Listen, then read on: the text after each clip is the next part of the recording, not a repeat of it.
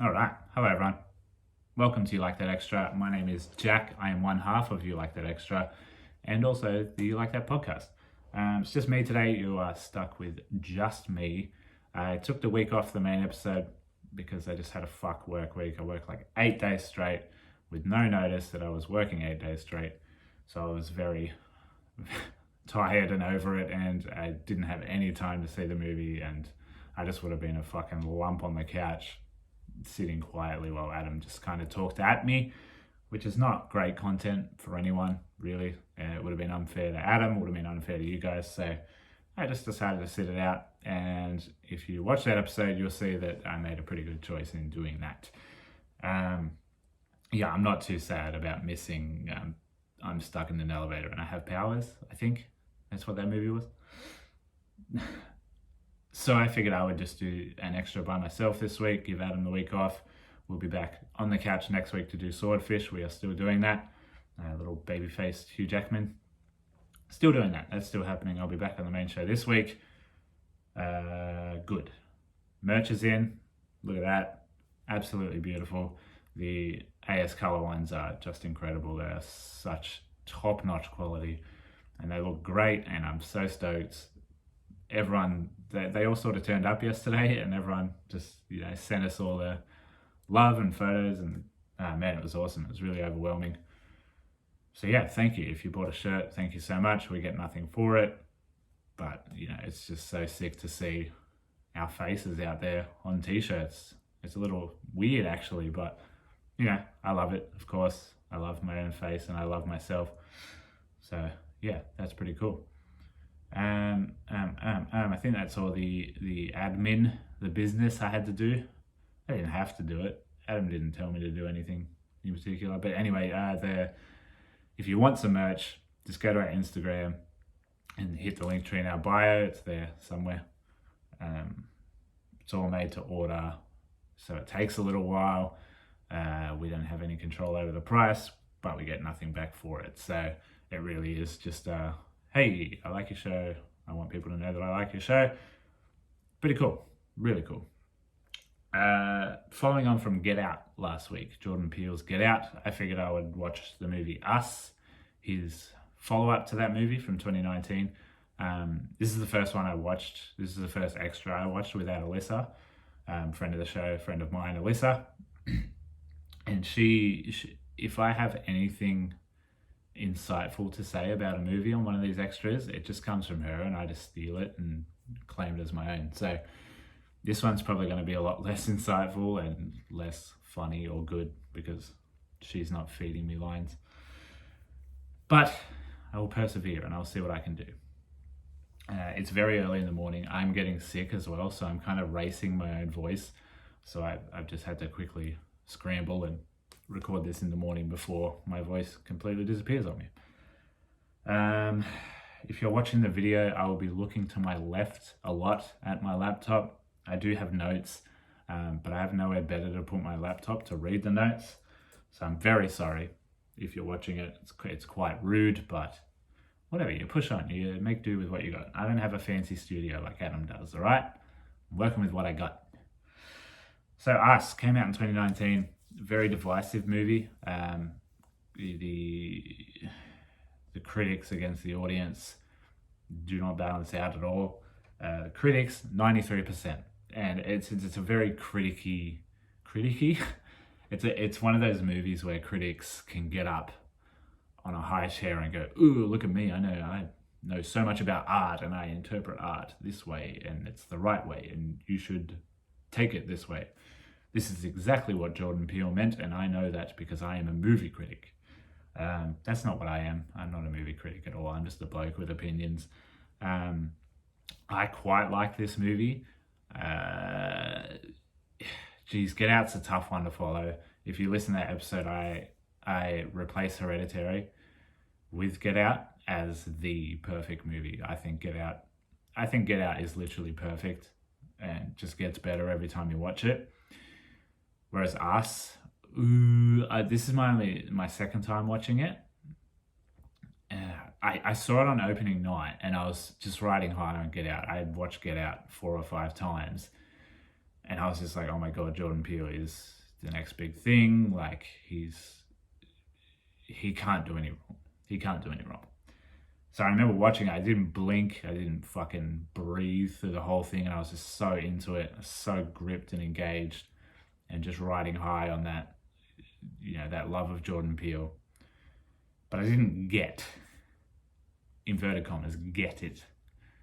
I was just kind of like, oh, okay, it's much less.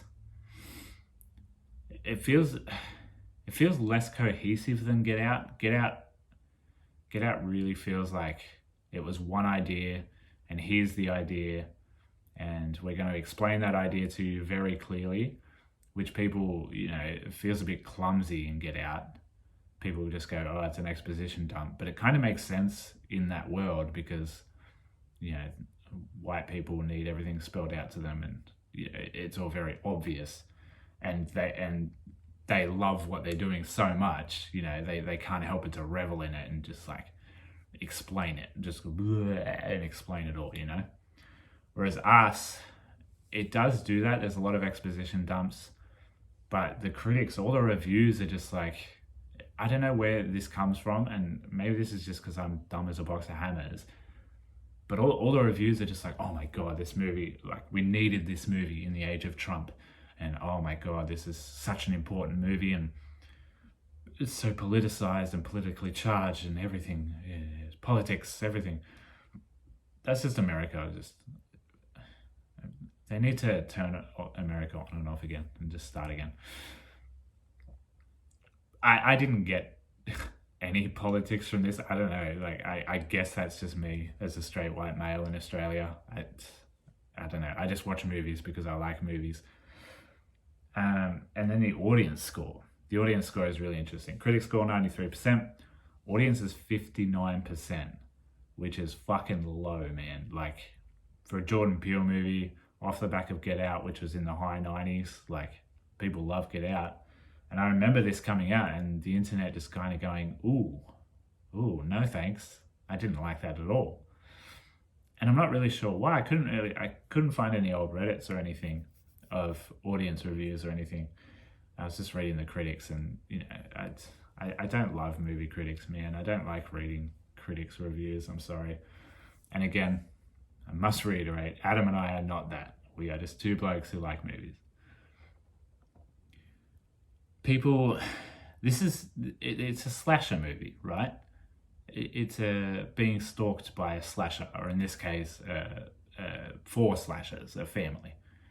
And it's a love letter to 80s movies. Whereas Get Out was such its own thing. Get Out was out of nowhere, just holy shit, this is so original and so batshit and crazy that it was just perfect. It's just such a standalone effort.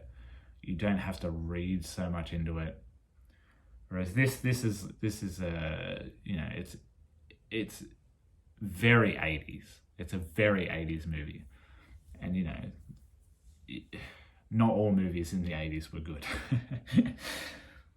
The budget for this movie was $20 million. It's all right. It's up on Get Out. You got a bit more money. Of course, that's how it goes. Second movie, especially if the first one's such a hit, you get more money. That's how Hollywood works. It's pretty sick.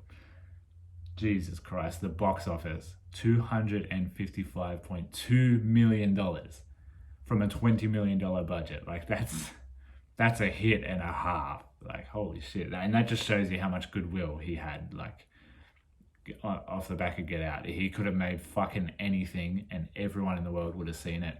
This proves that. So what is Us? I haven't talked about it at all yet.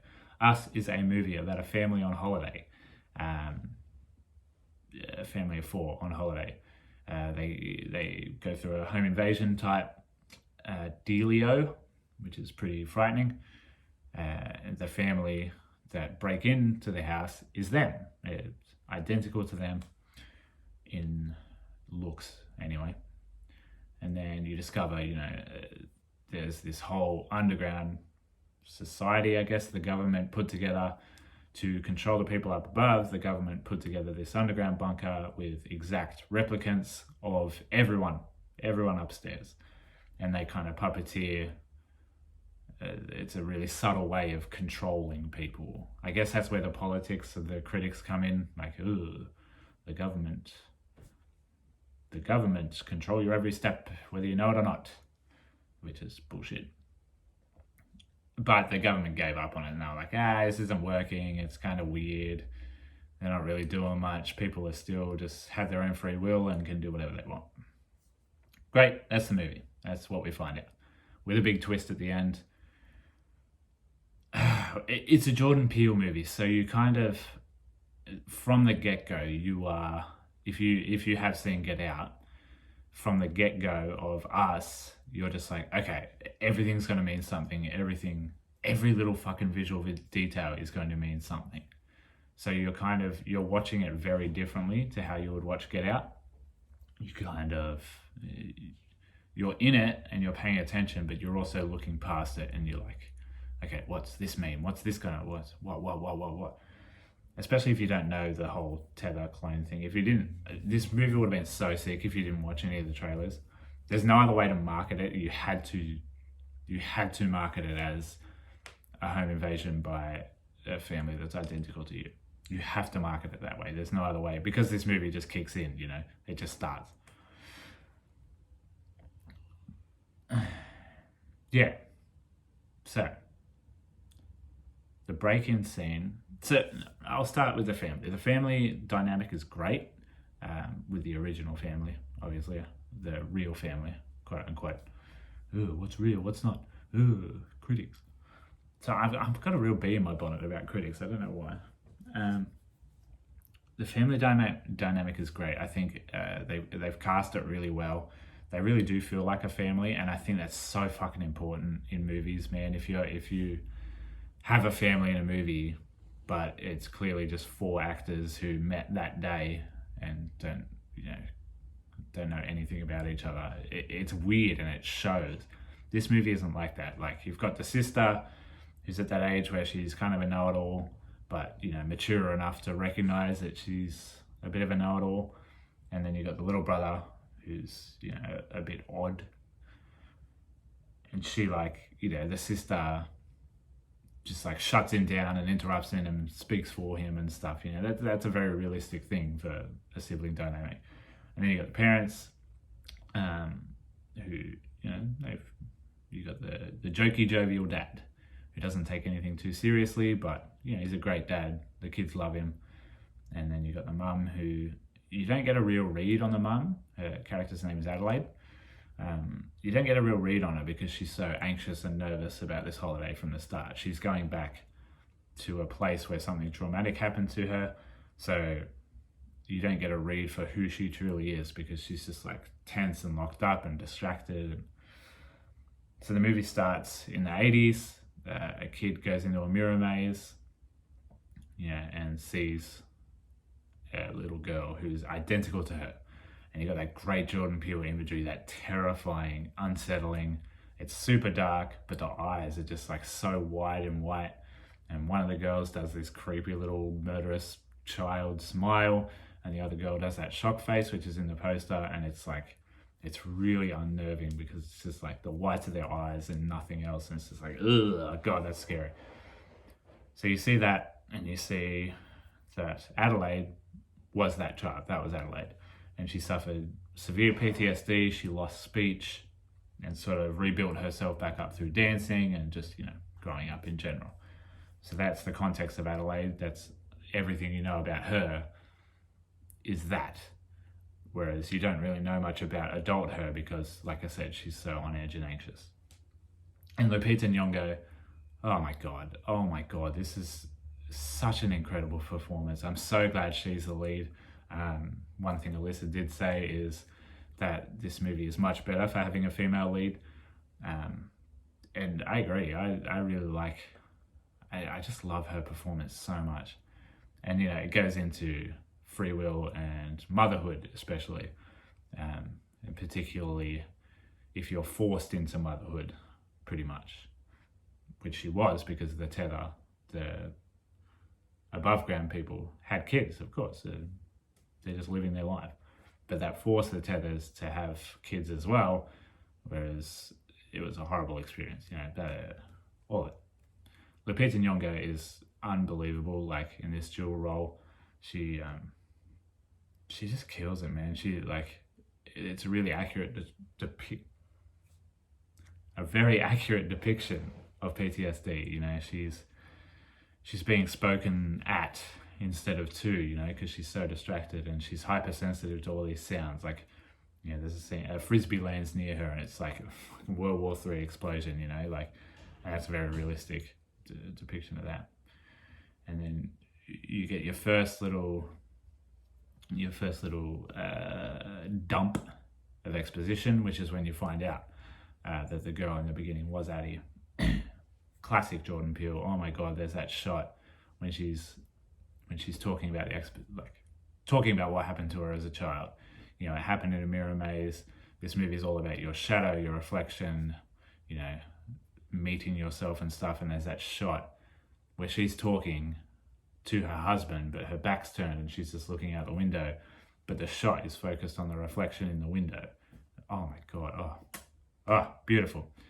And then when you find out later, the big twist, that's a very good, very early foreshadowing of the twist. Let's jump to the end. Let's jump to the twist now that I mention it, because as I was saying, it's a Jordan Peele movie, so you know there's going to be some sort of twist. You know there's going to be more going on. So you know you're a little bit distracted, but I don't know. It makes for a more engaging watch, I think, when you know what a director likes to do or a writer likes to do. In this case, both, because Jordan Peele did both because he's God. So the twist is, when the twist is revealed, it feels really predictable. But even on my second watch last night, obviously it is a bit more obvious and you can kind of pick it pretty early. The twist is Addie is the underground. So the Addie we're seeing in the above ground they were swapped when they were kids. So the underground Addie came up, trapped above ground Addie. This makes sense if you watch the movie, I swear to God. I'm not explaining it very well. They swapped, right? So the tether is the real life Addie. The real life Addie is underground, being the tether and organizing this sort of uprising. And you get that reveal. You get that reveal pretty late. You get that in like the last 20 minutes in the movie. And it's kind of clumsy how it is revealed because it's just like exposition dump and then you get a flashback. And you're like, okay, yeah, that's pretty obvious. But it's kind of cool, I guess. I really liked that as a twist. It didn't change. No, it did. It changed how I watched it the second time because I was trying to pick it. I was trying to see little glimpses in her performance or in the writing or anything to sort of give that away. And I don't think it does. Maybe I'm just a dumb cunt and I just didn't pick it even on the second time, even knowing it, I just didn't pick it. But I really don't feel like it's that obvious. So her performance is unreal. And when Red, they call her Red, the critics call her Red, I don't know, but that's the tethered person, the girl from Underground. She's doing this voice, this terrifying, unsettling voice. And I looked it up because I was just like, why is she doing that? Like, was it in the direction? And I'm sorry. Yeah, so I'm just going to read this. The voice is based on a symptom called spasmodic dysphonia. Oh, I spat when I said that. Sorry. So that's a condition that can be brought on suddenly out of nowhere, and it's generally brought on by trauma, either mental or physical or both. Where, as we know, in the beginning of this movie, she went through something super traumatic. We think she did. Super traumatic, seeing this girl, this real life exact twin of herself. So yeah, it causes the vocal cords to spasm and just like you have no control over the airflow or anything. So it creates this kind of, this breathy, like forced, painful. It sounds really painful. Excuse me. And yeah, Lupita Nyong'o, oh my God, she's fucking unreal in this movie. She's so good, and I'm so glad she's the lead. Because you just want more and more of her in both roles. Like, she's so good in both roles, but particularly in the Red role. They call it red because they're wearing red jumpsuits. That's not really explained. The scissors aren't really explained. It's just kind of like, they're planning a violent uprising. Yeah, it took years and years to organize. How did they get the jumpsuits? We don't know. Because you see them underground and they're all just wearing the same clothes, but inside out as the above tethers. So you're just kind of like, okay, where did that come from? Where did any of that come from? Do they get dressed every day? How does that work? And he gets away with, well, your experience may vary, but he kind of gets away with not explaining that just by going, the government abandoned them, they forgot, they're just down there. No one cares about them, nobody really knows they're there. So they just carry on. And you're just like, and if you think about it too hard, you're just like, okay, well, yeah, right, I guess. Doesn't make a lot of sense, so I'll just try and stop thinking about it. And that's why it's a more distracting watch than Get Out is. Get Out is very clear and very... And I'm sorry, I have to compare it to Get Out. Like, I don't really know what else to compare it to be honest. Because, yeah, you can't really compare it to an 80s slasher movie because it's a lot smarter than an 80s slasher movie. But it's definitely a love letter to those movies. Yeah, there's some real slashy action, whereas Get Out was more, again, grounded in reality and unsettling, and the violence. There's not a lot of violence in Get Out, really, until the end. But even that is super realistic. It's survival, Whereas this is, they're taken by surprise, so it's, yeah, I guess it's survival as well, but they're just like fighting desperately for their lives and losing. They're just so unprepared, and they just get overpowered straight away.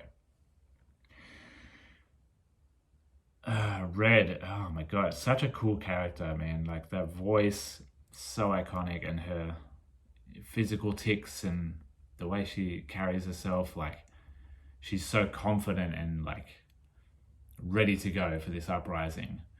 But, obviously she's been living underground for 30 years or whatever. So she's a little bit weird and off kilter, and, she's super confident in herself, but it comes across as just so scary and robotic. And yeah, it's great, man. It's such a great performance. It'll go down as one of the great performances, I reckon. Whether you like the movie or not, you cannot deny how good she is in this role. It's just fucking hell, it's so good. And that voice must have really hurt to do. I don't know how she does it. I'm just going to quickly check my notes, because I made notes, because I'm fucking committed to this podcast. Yeah, so my first note is the dad did a dab. This is the best movie ever. Remember dabbing? That was big for a while. I still dab, unironically, because I'm fucking 80 years old. Yeah, so I guess people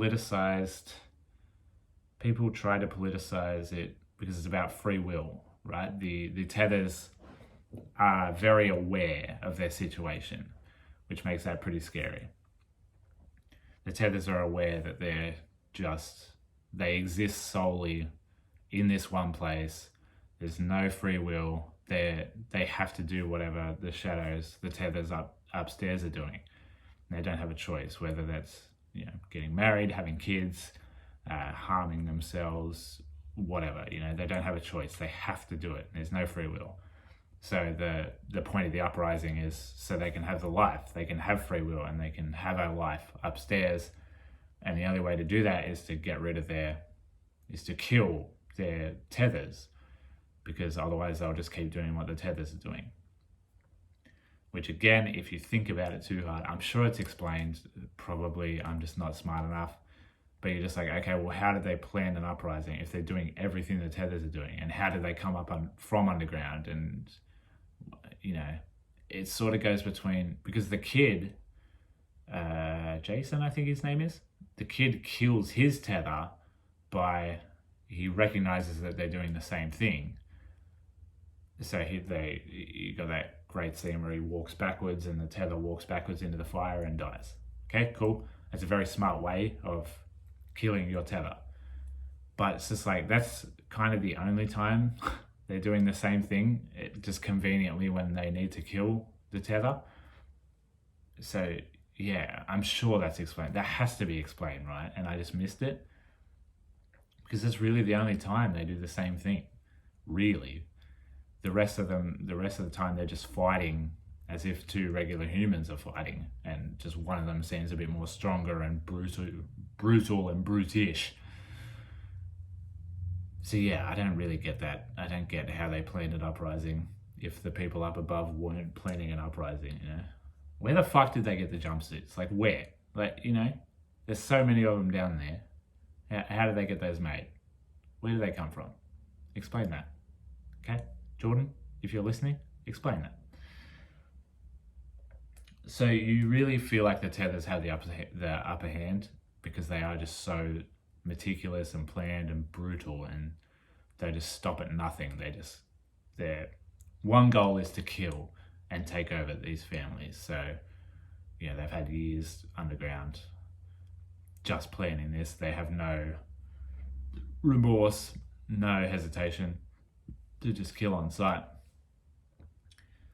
But the whole commentary on free will, it's just like, I just don't get it. Like, I'm sorry. I don't get, like, the whole conversation is about free will, but they clearly had the free will to come up and plan this uprising. And the twist, I guess, feeds into that. Yeah, no, it is explained. I'm a fucking idiot. I am just a fucking idiot. Never mind. So, because Addie is a real life Addie, when they were swapped as kids, all the other tethers recognize it pretty much straight away that she's different and she has free will. So they hold her up as a god. They hold her up as this leader because they recognize instantly that something is up. And they're like, okay. And, you know, there's lots of classrooms down underneath, so you assume she was teaching them about free will and, you know, life isn't just this. There's so much more upstairs. We have to get back up there and we have to have our own life. It's our turn. It's our turn to take it. I can't believe I just fucking forgot the last half an hour of this movie, and I was like yelling at Jordan Peele. I'm very sorry, Jordan Peele, if you're listening. You did explain it. It's just very early in the morning. I'm very sorry. So yeah, so Addie is the spearhead. You know, the real Addie is the spearhead. She is a god. She brings the concept of free will, brings the concept of this uprising, and they want to send a message. So they plan it around the Hands Across America event.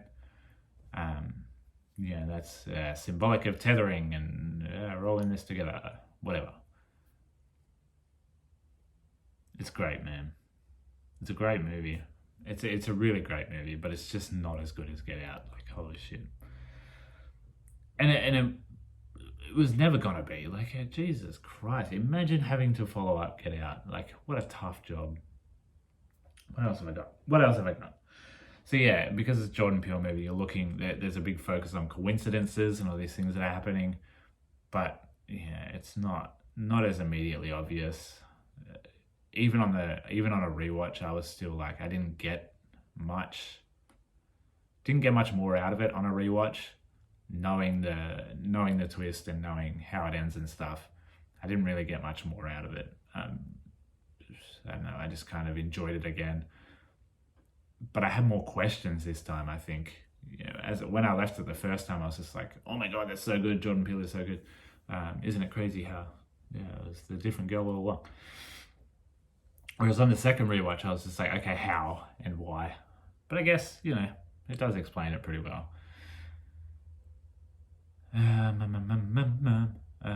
I'm just trying to remember. I watched it very late last night. I'm just trying to remember fucking anything about it. I should have recorded it last night after I watched it, even though it was late. But I didn't. And now I'm here in the morning, trying to remember it. So yeah, Addie, even though she's super anxious through the whole movie, she's just like such a fighter and such a survivor. And then, you know, after the twist is revealed, you realize it's because she's literally fighting to keep her secret. Like, she works so hard to adjust to above ground life and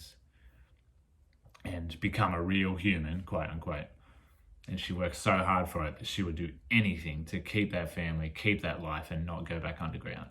That's pretty cool, and that's why she's kind of brutal and ruthless in killing the Tethers. Like, you don't expect that from her. She's just this sweet, anxious little mother. But when she's killing people, she seems to like just fucking really get into it and really brutally murder people. And the kid, there's a scene in the middle where the kid sees her killing one of the Tethers and just going for it. And the kid kind of twigs on, and he's just like, "Ooh, that's not right. My mum's not like that." And then at the end of the movie, you have this moment between Addie and the kid, where Addie's looking at him with these big eyes, and she's kind of like unspoken. It's just like, if you fucking tell anyone that I am not Addie, I'll fucking kill you. And the kid's just like, "Hey, I get it. I'm scared. I'm gonna put my Chewbacca mask back on." So yeah, there's little stuff like that. But I think you would get that on a first watch. I think you would get the same out of this on a first watch than on a rewatch. Again, maybe I'm just dumb. Who knows? But yeah, the scenes between them, like, if it's the same person, right? It's like, Phoebe and Ursula are on Friends. It's clearly just like they just got a blonde lady to talk to Lisa Kudrow, and then they swap them around. They don't really do any. There's a couple of scenes where they're fighting, and it's pretty good. Like, they get around it. A lot of it's in the dark, of course. The horror movie get around using any visual effects. You just shoot everything in the dark and hope you can't see much. When the two dads are fighting on the boat, it is fucking pitch black and you can't see anything because it's dark, it's on a lake, it's in the water. So, of course, you just get another big burly bloke to beat the shit out of you, Winston Duke, the main actor. The co-main actor, the main actor, the lead, comfortably Lupita Nyong'o. So there's a lot of that, and then he gets around it sort of stylistically as well, like when Red is dumping exposition at the end in the classroom, it's just this gorgeous shot of her superimposed in front of herself. You get around that. You don't have to shoot so many body doubles and stuff. And then there's a great fight at the end. There's a great fight between Addie and Red, where they did do a lot of work into hiding the fact that it's not the same actress. Red is always like, she mentions it earlier, she's always a couple of steps ahead because obviously they're tethered, they're so connected, they know. So Addie is just like very like swinging wildly. She's losing her grip on keeping it all together, and she's just like swinging wildly, and Red's just very casually stepping out of the way, and it's this beautiful, like, there's a lot about dancing in the movie, and it's kind of like a dance, man. It's so choreographed and so beautiful to watch. And Addie's just like picking her moments very carefully to fight. Red. Well, I guess it is Addie because they got swapped. Oh my god, my brain. They eat rabbits down in the underground bunker. I don't know why rabbits, but there's just like rabbits everywhere. And then you find out that that's all they're eating. Very strange. What a weird movie. But yeah, anyway, Addie comes out, she beats Red, and she wins pretty much. Her uprising seems to work because we do get the end, and all the Tethers are doing the Hands Across America. You see like millions of them like just linked up. So you assume the uprising, like, even though the family got away unscathed. It's all them. They defeated all their Tethers. They get away, so it's sort of happy there, but it's not happy because Addie isn't Addie, and the uprising still happens because all the Tethers clearly won. So yeah, that's Us. I don't think I explained it very well. I think I just rambled for a very long time. I'm very sorry. But yeah, do I like this movie? Yes, I like this movie a lot as a movie, but I think it's very flawed. You have to think so hard, but then also if you think too hard, it kind of ruins the experience. Whereas Get Out really rewards repeat watches. I don't think this does, to be honest. Again, maybe it's just me, but hey, I'm doing the episode. This is just my opinion. I didn't get anything out of a rewatch really, other than being more distracted by trying to pick out things in the background, you know. I didn't really mention Elizabeth Moss is in this from The Invisible Man. I adore Elizabeth Moss because of The Invisible Man. She's great in this, of course. Jordan Peele has a very funny way of writing white characters. They're just like super white, just like ramped up. Like they have to be better than the family of color. Like the dads are in competition, sort of this unspoken competition of who buys a nicer car, who buys a nicer boat, who has the nice house, you know, all of that. And so, of course, the white people are, they have all that. They have all the nicer house and stuff, but they're really dumb and really insufferable. And it's very funny. Jordan Peele writes white people very funny. Again, not as funny as Get Out, though. So, yeah, if I'd definitely recommend this movie. I recommend watching it with someone so you can talk about it sort of as it's happening or directly after, and see what everyone's different interpretation is. My interpretation is it's a very good movie. I like that it ends. Yeah, the tethers aren't defeated. The uprising works and happens, and you know, Addie, it's really fucking grim because Addie doesn't get her life back, and Red just continues living her life pretty much, which is pretty morbid. But yeah, that's Us. I'm sorry if I didn't explain it very well. I'm sorry if I didn't even review it very well. I don't know. What do you expect? It's just me. I just talk a lot. Oh my god, it nearly went for 40 minutes. Hell yeah. Anyway, that's Us. Jordan Peele's Us. We'll be back on the weekend. What are we doing this weekend? I'll spoil it. Adam won't like this, but I'll spoil it. I think we're doing some fucking, it looks like a Conjuring movie, but it's not. What's it called? There's a spooky ghost lady in a church. And the guy from Watchmen's in it. The guy from The Walking Dead. I guess people know him from The Walking Dead. And then we're doing Swordfish on Extra next week. And then the week after that, it's the big one, baby. It's Mortal Kombat. We're ready. We're ready for another big blockbuster. Warner Brothers blockbuster. So yeah, some cool shit coming up. Thank you for listening and watching all the way through. If you did, I don't know fucking how you did it, but yeah, thanks. Yeah. Go to the link in our Instagram for merch, for all the socials. Chuck us a follow, chuck us a screenshot, tag us. We love all that shit forever. My name is Jack. I am and have been one half of both You Like That and You Like That Extra. And I'll see you on the next episode with Adam on the couch with some more cohesion and jokes. We got jokes. I don't know how to end these. I'm just going to end it. Bye, everyone.